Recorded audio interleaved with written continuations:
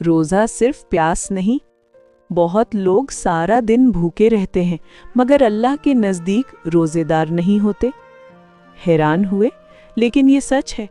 रोज़ा सिर्फ खाना छोड़ने का नाम नहीं, ये आँखों का भी रोज़ा है, ज़बान का भी, कानों का भी और सबसे बढ़कर दिल का भी। आपने पानी छोड़ दिया लेकिन क्या गाली छोड़ दी? आपने रोटी छोड़ दी लेकिन क्या झूठ छोड़ दिया? आपने दिन भर भूख बर्दाश्त की लेकिन क्या गीबत रोक ली? अगर नहीं तो हमें सिर्फ भूख मिली है, वो रोज़ा नहीं मिला जो अल्लाह चाहता है। सोचें, जब हम सहरी करते हैं, नियत करते हैं कि या अल्लाह मैं तेरे लिए रोज़ा रखता हूँ, लेकिन दिन गुजरते ही हम वही पुरानी आदतों में वापस चले जाते हैं।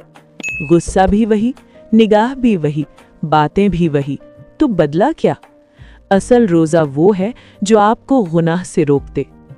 अगर रोज़ा रखने के बाद भी दिल नहीं बदला, आदत नहीं बदली, अखलाक नहीं बदला, तो हमें दोबारा सोचने की ज़रूरत है। अल्लाह को हमारी भूख नहीं चाहिए, अल्लाह को हमारी इस्लाह चाहिए।